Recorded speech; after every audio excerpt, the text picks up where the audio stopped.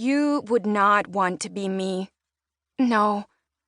I'm marooned, abandoned, left to rot in boarding school in the Dust Bowl of Indiana, like the potato we found in the cupboard in our kitchen in Brooklyn after months of searching for it. It was only when the entire kitchen began to smell like a root cellar from Pilgrim days that we figured out why. And when we finally found the potato, it was soft, rotten, and breeding itself with white barnacles with totally disgusting green tips. Consider me missing. Like the potato. I only hope it doesn't take an entire year for people to miss me as much as I can already tell that I'm going to miss them. And if I'm not good at explaining it in words, well, there's always my movie camera. I do better with film anyhow. Images, moving pictures. I flip the latch off the lens, look into the viewfinder, and press record. I'm in South Bend, Indiana, on September 3rd, 2009.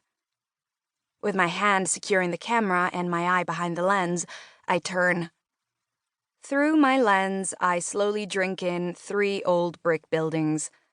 Curly Kerner Hall is the dormitory where I'll be living. Phyllis Hopeson Jones Hall, called Hojo for short according to my resident advisor, is the theater with art studios on the basement floor, and Geyer Kirschenbaum is the classroom building. The Chandler Gym, a modern building that looks like a moonwalk carnival ride covered with a hard shell of white plastic, is obscured by tall trees on a flat field. What did I expect? Purple Mountain majesties? I'm in the pre-Great Plains of the Midwest, the gateway to the West.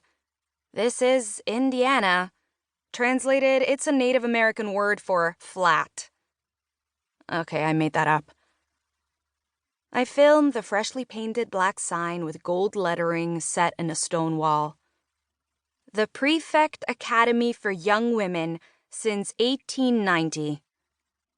It gives me little consolation to know that parents have been dumping their girls here for a solid education since bustle skirts, high-top shoes, and the invention of the cotton gin. This is my new school, I say aloud. Or my own personal prison. Your choice. The stately brick buildings are connected by corridors of glass. From here, the glass hallways look like terrariums. That's right. The boarding school has glass atriums that look exactly like the scenes I made in summer camp out of old jelly jars filled with sand, cocktail umbrellas, and plastic bugs. I pivot slowly to film the fields around the school. The land is the color of baked pizza crust without the tomato sauce. There are no lush rolling hills similar to the ones that appear on the school website. The babbling brook on the homepage gushes crystal water, but when I went to film it, it was a bone-dry creek bed with gross stones and tangled vines. Besides being marooned, I've been had. Duped by my own parents, who, up until now, have made fairly intelligent decisions when it comes to me. I lift the camera and film a slow pan.